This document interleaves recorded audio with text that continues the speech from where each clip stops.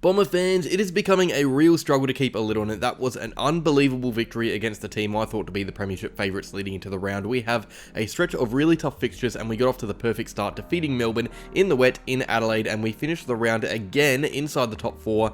Happy days. Before I start the review, get your votes in for the player of the match, Brownlow style, 3 to the best Bomber, 2 to the second best, 1 to the third. You know the drill. And guys, I want to stress early, this is a bloody tough 3 to pick, so we are going to see a lot of variety in the comments. Leave them down there. It always feels good to praise the boys after a win like this. So before the match, I was looking at this stretch of tough games, Melbourne, Collingwood, Geelong, and thinking that this Melbourne game was the one we would lose. I was trying to look at ways to win the other matches because frankly, I did not see us getting close here. I will hold my hand up and say I was wrong. I really didn't see ways for us winning. I am glad I was proven wrong though. In the wet at a ground Melbourne loved, with a depleted forward line against one of the best defensive teams in the league and the highest scoring team in the league at that stage, we needed a fast start, especially because the rain was actually holding off, and a fast start is what we got. The pressure was really hot early. They had an inside 50 from the first centre stoppage, I believe, which I spoke about in the preview, our defense from that area being a hot topic, and we killed it with tackling power, and that was a major theme for the day. There was another one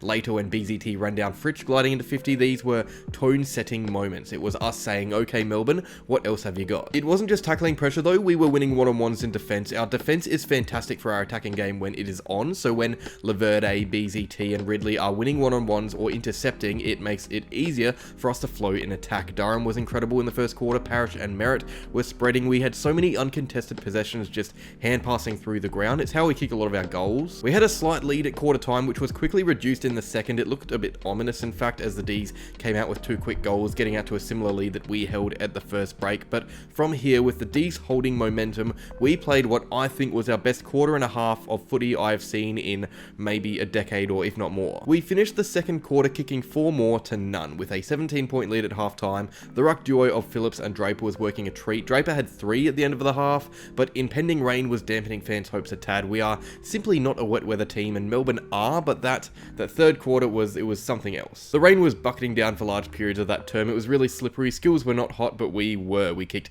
3 goals in shocking conditions, which isn't anything to write home about, but our defense in that third quarter was sensational. We didn't concede any majors. Our run and carry game was a shadow of what it usually is in the dry, obviously, but we evolved. Scott was making moves, moving magnets, and more importantly, we were outworking the Ds. They looked tired, and it was because of us. Young teams are often inexperienced as games go along. You see it with Hawthorn in third quarters, but we just looked hungrier. We held a 36-point lead at 3-quarter time, which is pretty much how the game ended. They won the last term, but it was a consolation prize. The match was already won by that stage. The third quarter was just a professional time wastage for us, not allowing them to gain momentum despite getting goals on the hop. So we all know the result and the timeline, but where was the game won? How the bloody hell did we get this done? Well, there are a lot of things to really like about our performance, starting with that engine room, which really was at its best. We may have lost the clearance game on paper, but we were so damaging when we were clearing stoppages or centre bounces. Oliver had 9 clearances for the day, but most were eaten up by our defence, whereas when we had Merritt or Parrish on the outer clearing, it was often with more space and more composure. It's why our inside 50s were so much more damaging. Clayton Oliver was pocketed by Setterfield in the first half, let off the leash a bit in the second. He ended with 41 or something crazy, but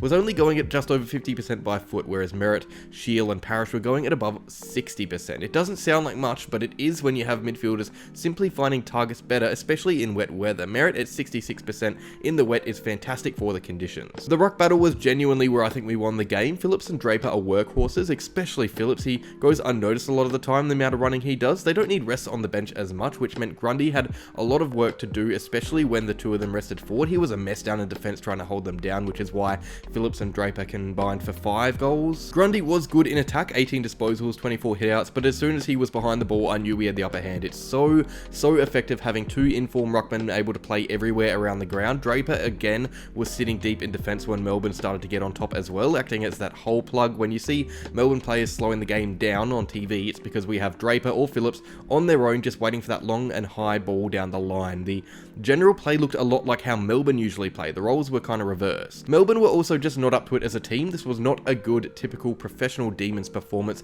Sure, we saw glimpses of them at their best. They tore us to shreds in some trademark plays, but the most basic stat to look at to find a team being outworked is when you have less of the ball and less tackles, and Melbourne had less of the ball and, you guessed it, less tackles. Another really interesting fact is that we won the turnover conversion rate. great, something Melbourne are so dangerous at. This is what I was worried about going into the game, the fact our game is playing into their hands a bit, but in the end it was the other way around. We were the ones finding space inside 50. Fritsch and Pickett weren't, we were. We outscored them heavily from intercept possessions, something that I don't see being talked about nearly enough. The loss of Jake Lever was massive for the D's as well. Yes, we didn't have Wright or Wiedemann, which evens us up a bit, but Lever is one of their most important players. Tomlinson as a replacement just wasn't an aerial threat like Lever would have been, which meant we could boot the ball forward for territory in the slippery conditions and trust it to come to ground. With Lever on the field, I think it would have been a different story, especially because May was often being dragged away from contests. And Goodwin was just being outcoached as well. Scott is proving us nuffies wrong. He backed in Phillips and Draper despite being less acclaimed than Grundy, and they gave Grundy a hiding. He backed in Snelling to come in for Davey,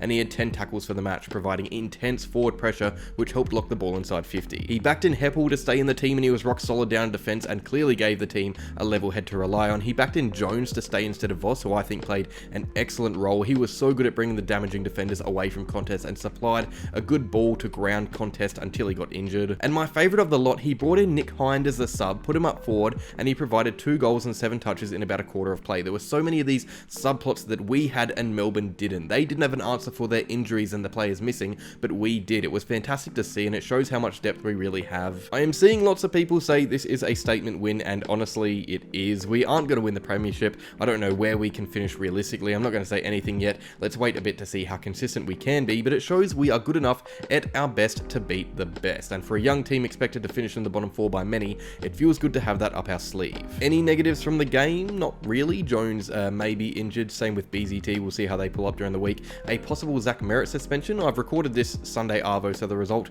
isn't out yet. It may be out by the time this video is released. We also had an under-firing Jake Stringer, which if anything is a positive, the fact we won so well without him playing well. But enough of that. It's time for the votes, and like I said, it's impossible to pick a good 3. I know plenty of you will have different vote getters than me. 1 vote goes to Darcy Parish. I thought his hands around packs in the wet were outstanding. He looked so suited to conditions. 2 votes to Jaden Laverde. This was the best game I've seen him play, actually. Down back, 10 intercept possessions, 4 intercept marks, 6 spoils, and he didn't lose a contest all day. But 3 votes I kind of have to give to Draper. The first half in the dry was so important, and he was the reason we got on top. He had a game high 3 goals for the day, equal game high 3 contested marks, and had some bone crunching tackles in the wet. Nothing better than a ruck supplying brutal pressure. Leave your votes in the comments below. There are plenty stiff to miss out. Andrew Phillips, again, I thought was 4th or 5th best. He was incredible. Same to Sam Durham, who was lively really early. Shield and Merritt were great in the guts, and Langford had a huge impact up forward as well. But that is that.